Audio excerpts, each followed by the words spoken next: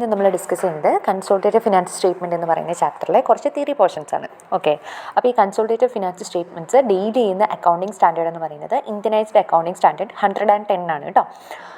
ഇനി ഇതിൽ വരുന്ന കുറേ കോൺസെപ്റ്റുകളുണ്ട്, അത് ഓരോന്നായിട്ട് നമുക്ക് നോക്കാം. ആദ്യത്തേതാണ് പാരൻറ്റ് കമ്പനി. പാരൻറ്റ് കമ്പനീനെ നമ്മൾ ഹോൾഡിംഗ് കമ്പനി എന്നും പറയും. It is a company that controls one or more other companies by holding a majority of their voting rights or by having significant influence over their management and policies. ഇപ്പോൾ parent company എന്ന് പറയുന്നത് എന്താണ്? ഒന്നോ അതിൽ കൂടുതലോ കമ്പനീസിനെ control ചെയ്യുന്ന കമ്പനീനെയാണ് parent company എന്ന് പറയുന്നത്. എങ്ങനെയാണ് ഈ കൺട്രോൾ ഈ പാരൻറ്റ് കമ്പനിക്ക് കിട്ടുന്നത്? ഒന്നെങ്കിൽ ആ അതർ കമ്പനീസിൻ്റെ വോട്ടിംഗ് റൈറ്റ്സിൻ്റെ മെജോറിറ്റിയും ഇവരുടെ കയ്യിലായിരിക്കും. അതായത് ഇപ്പോൾ 50%-നേക്കാൾ കൂടുതൽ ഷെയർസ് ഇവർ അക്യൂർ ചെയ്യുകയാണെന്ന് വിചാരിക്കുക. വേറൊരു കമ്പനിയുടെ അക്യൂർ ചെയ്യുകയാണെങ്കിൽ അതിനെയാണ് നമ്മൾ പാരൻറ്റ് കമ്പനി എന്ന് പറയുന്നത്.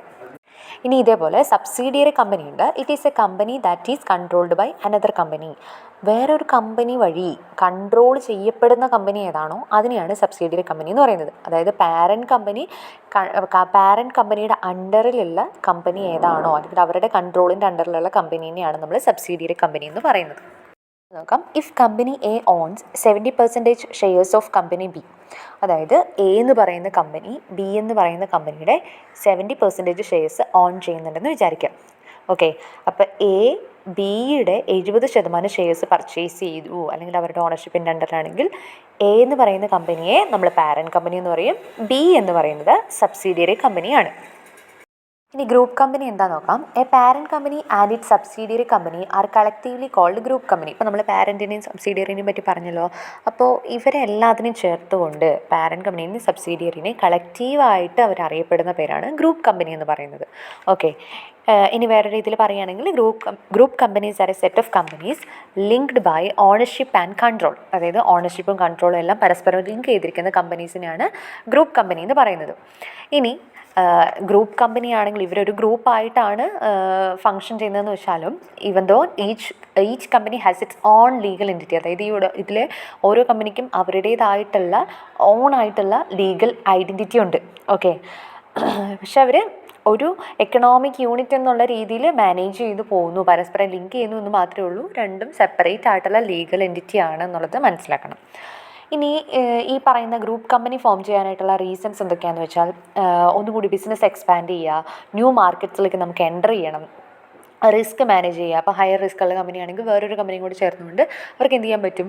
രണ്ടുപേരും കൂടി ഒരുമിച്ച് ചേർന്നുകൊണ്ട് ആ റിസ്ക് ഒന്നും കൂടി മാനേജ് ചെയ്യാനായിട്ട് സാധിക്കും.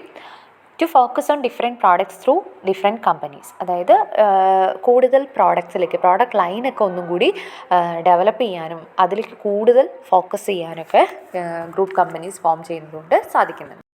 നമ്മൾ നടത്തുന്നതിന് വേണ്ടിയിട്ടാണെന്ന് വെച്ചാൽ ആ ഒരു ഗ്രൂപ്പ് കമ്പനീസിൻ്റെ ഫുൾ പിക്ചർ നമുക്കൊന്ന് കിട്ടുക, കൺഫ്യൂഷൻസ് അവോയ്ഡ് ചെയ്യുക, ഇൻറ്റേർണൽ ട്രാൻസാക്ഷൻസ്, അതായത് ഈ പറയുന്ന പാരൻറ്റും സബ്സിഡിയറിയും തമ്മിൽ പല ട്രാൻസാക്ഷൻസും നടക്കുന്നുണ്ടായിരിക്കും.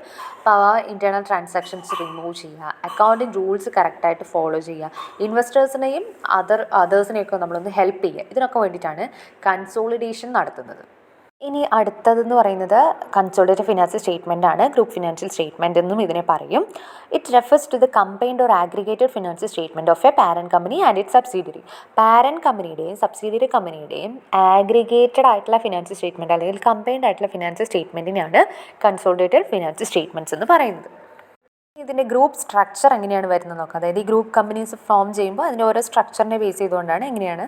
അപ്പോൾ മെയിനായിട്ടും ഇവിടെ 2 സ്ട്രക്ചേഴ്സ് ഉണ്ട്. അതായത് അല്ലെങ്കിൽ ഗ്രൂപ്പ് സ്ട്രക്ചറിനെ 2ആയിട്ടാണ് നമ്മൾ ക്ലാസിഫൈ ചെയ്യുന്നത്, ഡയറക്റ്റ് ഹോൾഡിങ്ങും ഇൻഡയറക്റ്റ് ഹോൾഡിങ്ങും. ഡയറക്റ്റ് ഹോൾഡിംഗ് എന്ന് പറയുമ്പം the parent company directly on shares in it subsidiary.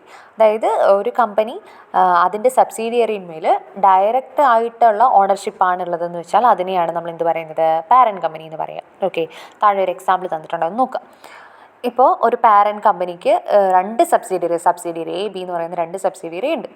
Subsidiary എയിൽ 100% ഷെയർസ് ഉണ്ട്, ബിയിൽ 60%. അപ്പോൾ ഇവിടെ ഡയറക്റ്റ് ഹോൾഡിംഗ് ആണ് ഇവിടെ ഉള്ളത്. ഓക്കെ, അപ്പോൾ ഇവിടെ പാരൻറ്റ് കമ്പനിക്ക് എ ആൻഡ് ബി 2 സബ്സിഡിയറിന്മേലും ഡയറക്റ്റ് കൺട്രോളാണ് ഉള്ളത്. അപ്പോൾ ഇങ്ങനെയാണ് സ്ട്രക്ചർ എന്ന് വെച്ചാൽ അതിനെ ഡയറക്റ്റ് ഹോൾഡിംഗ് എന്നാണ് പറയുന്നത്. ഇൻഡയറക്റ്റ് ഹോൾഡിംഗ് ആണ് the parent company owns a subsidiary and that subsidiary owns another company.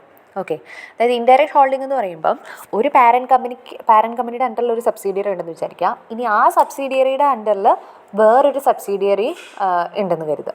Okay, അപ്പോൾ നമ്മുടെ പാരൻറ്റ് കമ്പനിയും ഇപ്പോൾ ഏറ്റവും ലാസ്റ്റ് പറഞ്ഞിട്ടുള്ള സബ്സിഡിയറിയും തമ്മിൽ ഒരു കണക്ഷൻ ഉണ്ടായിരിക്കും. ഓക്കെ, താഴെ ഒരു എക്സാമ്പിൾ പറയുമ്പോൾ നിങ്ങൾക്ക് ക്ലിയർ ആവും. അതായത് ഒരു പാരൻറ്റ് കമ്പനിക്ക് എ എന്ന് പറയുന്ന കമ്പനി അവരുടെ സബ്സിഡിയറി ആണെന്ന് വിചാരിക്കുക. എയിൽ 80% ഷെയർസ് ഹോൾഡ് ചെയ്യുന്നുണ്ട്. ഇനി എ എന്ന് പറയുന്ന കമ്പനി ബിയുടെ 60% ഷെയർസ് ഹോൾഡ് ചെയ്യുന്നുണ്ട്. ഓക്കെ, അപ്പം അങ്ങനെ നോക്കുമ്പം പാരൻറ്റ് കമ്പനിയുടെ ഒരു ഇൻഡയറക്റ്റ് ആയിട്ടുള്ള സബ്സിഡിയറിയാണ് ആര്, ബി എന്ന് പറയുന്നത്. ഓക്കെ, അപ്പം ഡയറക്റ്റായിട്ട് അവർ ഷെയർസ് കൺട്രോൾ ചെയ്യുന്നില്ല, ഹോൾഡ് ചെയ്യുന്നില്ല. പക്ഷേ എന്തുണ്ട്, സബ്സിഡിയറി വഴിയുള്ളൊരു കൺട്രോൾ അവിടെ ഉണ്ട്. ഓക്കെ, ഇങ്ങനെയാണ് ഈ പറയുന്ന ഹോൾഡിംഗ് വരുന്നത് എന്നുണ്ടെങ്കിൽ അതിനെയാണ് ഇൻഡയറക്റ്റ് ഹോൾഡിംഗ് എന്ന് പറയുന്നത്.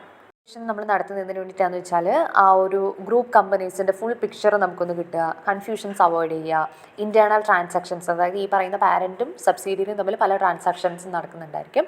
അപ്പോൾ ആ ഇൻറ്റേർണൽ ട്രാൻസാക്ഷൻസ് റിമൂവ് ചെയ്യുക, അക്കൗണ്ടിങ് റൂൾസ് കറക്റ്റായിട്ട് ഫോളോ ചെയ്യുക, ഇൻവെസ്റ്റേഴ്സിനെയും അതേഴ്സിനെയൊക്കെ നമ്മളൊന്ന് ഹെൽപ്പ് ചെയ്യുക. ഇതിനൊക്കെ വേണ്ടിയിട്ടാണ് കൺസോളിഡേഷൻ നടത്തുന്നത്. പ്രീ അക്വിസിഷൻ പ്രോഫിറ്റ് ആണ്.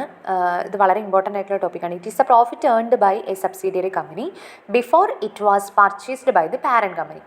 ഒരു സബ്സിഡിയറി കമ്പനീനെ പർച്ചേസ് ചെയ്യുന്നതിന് മുൻപ് ആ കമ്പനിയിൽ ഉള്ള പ്രോഫിറ്റിനെയാണ് നമ്മൾ പ്രീ അക്വിസിഷൻ പ്രോഫിറ്റ് എന്ന് പറയുന്നത്. അപ്പം ഇങ്ങനെ ഓർത്താൽ മതി, പ്രോഫിറ്റ് ബിഫോർ അക്വിസിഷന് മുൻപുള്ള സബ്സിഡിയറി കമ്പനിയിലുള്ള പ്രോഫിറ്റിനെയാണ് പ്രീ അക്വിസിഷൻ പ്രോഫിറ്റ് എന്ന് പറയുന്നത്. ഇനി pre acquisition profit capital profit ആണെന്നുള്ള കാര്യം എപ്പോഴും ഓർമ്മയിൽ വയ്ക്കണം. അപ്പോൾ pre acquisition profit is A capital profit എന്നുള്ള ടേമും കൂടി ഓർത്ത് വയ്ക്കുക. അടുത്തത് post acquisition profit of the subsidiary ആണ്. പോസ്റ്റ് അക്വിസിഷൻ എന്ന് പറയുമ്പോൾ എന്താണ്, പോസ്റ്റ് എന്ന് പറയുന്ന ടേമിൽ നിന്ന് തന്നെ മനസ്സിലാക്കുക. Profit earned by the subsidiary after acquisition, purchase ചെയ്തതിന് ശേഷം അല്ലെങ്കിൽ അക്വിസിഷൻ നടത്തിയതിന് ശേഷം ഒരു സബ്സിഡിയറി കമ്പനിയിൽ എത്ര പ്രോഫിറ്റ് ഉണ്ടോ അതിനെയാണ് പോസ്റ്റ് അക്വിസിഷൻ പ്രോഫിറ്റ് എന്ന് പറയുന്നത്. അപ്പോൾ post acquisition profit revenue profit ആണെന്നുള്ളത് മനസ്സിലാക്കണം. ഓക്കെ, ഇനി ഇവിടെ ഒരു കാര്യം ശ്രദ്ധിക്കേണ്ടത്, the share of the parent company in the post acquisition profit of the subsidiary is added. അതായത് പാരൻറ്റ് കമ്പനിക്ക് ഈ പോസ്റ്റ് അക്വിസിഷൻ പ്രോഫിറ്റിലൊരു ഷെയർ ഉണ്ടല്ലോ, അത് നമ്മൾ എന്ത് ചെയ്യണം, സബ്സിഡിയറിയുടെയും പാരൻറ്റിൻ്റെയും കൂടി പ്രോഫിറ്റിനോടൊപ്പം ഈ പറയുന്ന പോസ്റ്റ് അക്വിസിഷൻ പ്രോഫിറ്റ് ആഡ് ചെയ്യണം. ഓക്കെ, അപ്പോൾ പാരൻറ്റ് കമ്പനിയുടെ, അതായത് കൺസോളിഡേറ്റഡ് ഫിനാൻഷ്യൽ സ്റ്റേറ്റ്മെൻറ്റ്സ് പ്രിപ്പയർ ചെയ്യുന്ന സമയത്ത് പാരൻറ്റ് കമ്പനിയുടെ റിസർവ്സ് ആൻഡ് സർപ്ലസിനോടൊപ്പം സബ്സിഡിയറിയുടെ പോസ്റ്റ് അക്വിസിഷൻ പ്രോഫിറ്റ് കൂടി നമ്മൾ ആഡ് ചെയ്യണം. പാരൻറ്റ് കമ്പനിക്ക് എത്ര ഷെയർ ഉണ്ടോ അത് മാത്രമാണ് ആഡ് ചെയ്യേണ്ടത്. ഇനി അതുപോലെ തന്നെ റീറ്റെയിൻഡ് ഏർണിങ്സ് അല്ലെങ്കിൽ റിസർവ്സ് ആൻഡ് സർപ്ലസിൻ്റെ അണ്ടറിലാണ് ഈ ഒരു ഐറ്റം കാണിക്കേണ്ടത്. ഇനി അടുത്തൊരു ടേമാണ് non controlling interest, NCI, minority interest. അതെന്താണെന്നുള്ളത് നോക്കാം. It means the portion of equity in a subsidiary company that is not owned by the parent company. ഒരു സബ്സിഡിയറി കമ്പനിയിൽ പാരൻറ്റ് കമ്പനി ഓൺ ചെയ്യാത്ത അല്ലെങ്കിൽ പാരൻറ്റ് കമ്പനിയുടെ ഓണർഷിപ്പിൻ്റെ അണ്ടറിൽ വരാത്തൊരു പോർഷൻ ഉണ്ടല്ലോ, ഔട്ട്സൈഡേഴ്സിൻ്റെ കയ്യിലുള്ള പോർഷൻ ഉണ്ടല്ലോ, അതിനെയാണ് നോൺ കൺട്രോളിങ് ഇൻട്രസ്റ്റ് അല്ലെങ്കിൽ മൈനോറിറ്റി ഇൻട്രസ്റ്റ് എന്ന് പറയുന്നത്. ഒരു സബ്സിഡിയറി കമ്പനിയുടെ ഒരു സബ്സിഡിയറി കമ്പനിയിൽ പാരൻറ്റ് കമ്പനി ഓൺ ചെയ്യാത്ത ഷെയർസ്, ഈക്വിറ്റിയുടെ പോർഷനെയാണ് നമ്മൾ നോൺ കൺട്രോളിങ് ഇൻട്രസ്റ്റ് എന്ന് പറയുന്നത്. അപ്പോൾ it represent the share of the subsidiary that is owned by outside investors. അതായത് സബ്സിഡിയറി കമ്പനിയുടെ ഷെയർ, അതായത് ഔട്ട്സൈഡ് ഇൻവെസ്റ്റേഴ്സിൻ്റെ കയ്യിലുള്ള ഷെയർ എന്നുള്ള രീതിയിലാണ് നമ്മൾ നോൺ കൺട്രോളിംഗ് ഇൻട്രസ്റ്റ് അല്ലെങ്കിൽ മൈനോറിറ്റി ഇൻട്രസ്റ്റിന് പറയുന്നത്. ചെറിയൊരു എക്സാമ്പിൾ പറയാം. A limited acquired 80% shares of B limited. A എന്ന് പറയുന്ന കമ്പനി ബിയുടെ 80% ഷെയർസ് ആണ് അക്യൂർ ചെയ്തിട്ടുള്ളത്, പർച്ചേസ് ചെയ്തിട്ടുള്ളത്. ഓക്കെ, ഇപ്പോൾ ഇവിടെ പാരൻറ്റ് കമ്പനി ഏതാണെന്നുള്ളത് മനസ്സിലാക്കുക. എ ആണ് പാരൻറ്റ് കമ്പനി, ബി ആണ് സബ്സിഡിയറി കമ്പനി. ഓക്കെ, ഇനി ഇവിടെ ബിയുടെ ഈ സബ്സിഡിയറിയുടെ 80% ഷെയർസ് മാത്രമേ ആരുടെ കയ്യിലുള്ളൂ, പാരൻറ്റ് കമ്പനിയുടെ കയ്യിലുള്ളൂ. ബാക്കിയുള്ള 20% ഷെയർസ് എന്ന് പറയുന്നത് ഔട്ട്സൈഡ് ഇൻവെസ്റ്റേഴ്സിൻ്റെ കയ്യിലാണ്. ഓക്കെ, അപ്പോൾ ആ റിമൈനിങ് ആയിട്ടുള്ള 20%നെയാണ് നമ്മൾ എന്ത് പറയുന്നത്, നോൺ കൺട്രോളിങ് ഇൻട്രസ്റ്റ് എന്ന് പറയുന്നത്. അപ്പോൾ ഈ നോൺ കൺട്രോളിങ് ഇൻട്രസ്റ്റ് നമ്മളെപ്പോഴും കാൽക്കുലേറ്റ് ചെയ്ത് കണ്ടുപിടിക്കണം. ഇനി അത് കൺസോളിഡേറ്റഡ് ബാലൻസ് ഷീറ്റിൽ നോൺ കറണ്ട് ലയബിലിറ്റീൻ്റെ താഴെ നമ്മളിത് റെക്കോർഡ് ചെയ്യുകയും വേണം. ഇനി അടുത്തത് കോസ്റ്റ് ഓഫ് കൺട്രോൾ അല്ലെങ്കിൽ ഗുഡ് വിൽ എന്താണ് എന്നുള്ളതാണ്. Cost of control or goodwill refers to the cost incurred for acquiring control of subsidiary. ഇത് ഉദ്ദേശിക്കുന്നത് എന്താണ്, നമ്മളിപ്പോൾ ഒരു സബ്സിഡിയറി കമ്പനീനെ പർച്ചേസ് ചെയ്യുകയാണ് അല്ലേ. അപ്പോൾ സബ്സിഡിയറി കമ്പനിയുടെ കൺട്രോൾ നമുക്ക് അക്യൂർ ചെയ്യുന്നതിന് വേണ്ടി പാരൻറ്റ് കമ്പനിക്ക് എത്ര കോസ്റ്റ് വരുന്നുവോ ആ കോസ്റ്റിനെയാണ് നമ്മൾ എന്ത് പറയുന്നത്, കോസ്റ്റ് ഓഫ് കൺട്രോൾ അല്ലെങ്കിൽ ഗുഡ് വിൽ എന്ന് പറയുന്നത്. ഈ ഗുഡ് വില്ലിൻ്റെ കാൽക്കുലേഷൻ വളരെ ഇമ്പോർട്ടൻ്റ് ആണ്. അപ്പോൾ ഈ ഗുഡ് വില്ല് കാൽക്കുലേറ്റ് ചെയ്യുന്നത് എങ്ങനെയാണ്, it is the difference between purchase consideration and net assets acquired.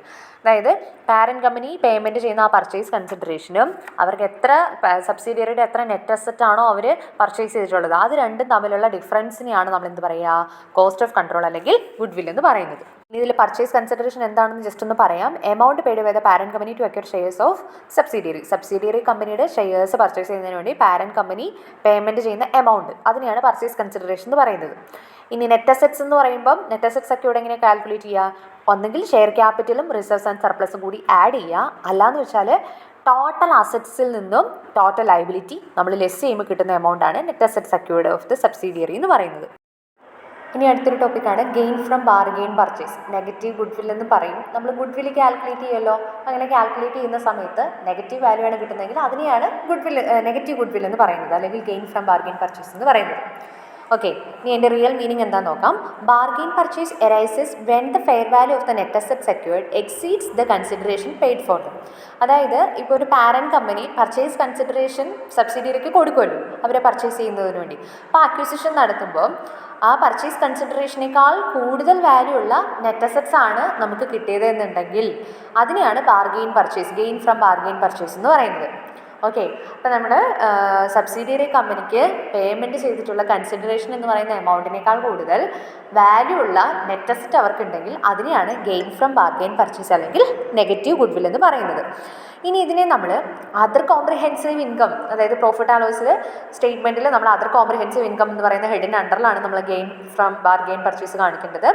അതുപോലെ തന്നെ നമ്മൾ ബാലൻസ് ഷീറ്റ് പ്രിപ്പയർ ചെയ്യുമ്പോൾ ഈക്വിറ്റി ആൻഡ് ലയബിലിറ്റി സൈഡിൽ ഈക്വിറ്റിൻ്റെ അണ്ടറിൽ ക്യാപിറ്റൽ റിസർവ് എന്നുള്ള രീതിയിലാണ് ഗെയിൻ ഫ്രം ബാർഗെയിൻ പർച്ചേസ് നമ്മൾ റെക്കോർഡ് ചെയ്യേണ്ടത്.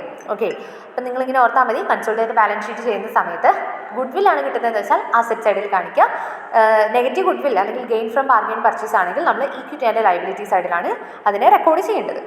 അക്വിസിഷൻ പ്രോഫിറ്റ് പോലെ ചിലപ്പോൾ പ്രീ അക്വിസിഷൻ ലോസും സബ്സിഡിയറി കമ്പനിക്ക് സംഭവിക്കാവുന്നതാണ്. അപ്പോൾ പ്രീ അക്വിസിഷൻ ലോസ് എന്ന് പറയുമ്പോൾ എന്തായിരിക്കും?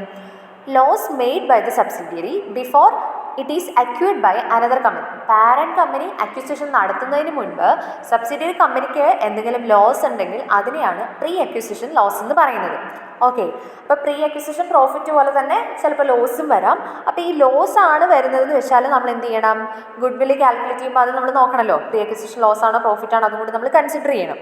അപ്പോൾ പ്രീ അക്വിസിഷൻ ലോസ് ആണെങ്കിൽ നമ്മൾ എന്ത് ചെയ്യണം എന്ന് വെച്ചാൽ സബ്സിഡിയറി കമ്പനിയുടെ ഈക്വിറ്റി ഷെയർ ക്യാപിറ്റലിൽ നിന്ന് നമ്മളത് ലെസ് ചെയ്യണം, ഡിഡക്റ്റ് ചെയ്യണം. ഗുഡ് വില്ല് കാൽക്കുലേറ്റ് ചെയ്യുന്ന സമയത്ത് നെറ്റ് അസെറ്റ് അക്വയർഡിൽ നിന്ന് നമ്മൾ എന്ത് ചെയ്യണം എന്ന് വെച്ചാൽ അത് കാൽക്കുലേറ്റ് ചെയ്യുന്ന സമയത്ത് ഈക്വിറ്റി ഷെയർ ക്യാപിറ്റലിൽ നിന്നും ലോസ് നമ്മൾ ലെസ് ചെയ്യുക. പ്രീ അക്വിസിഷൻ പ്രോഫിറ്റ് ആണെങ്കിൽ നമ്മൾ ആഡ് ചെയ്യുന്ന പോലെ ഇവിടെ ലോസ് ആണെങ്കിൽ അത് നമ്മളൊന്ന് ഡിഡക്റ്റ് ചെയ്ത് കാണിക്കുന്നുണ്ടാവണം. എന്നിട്ടാണ് ഗുഡ് വില്ല് നമ്മൾ കാൽക്കുലേറ്റ് ചെയ്യുന്നത്.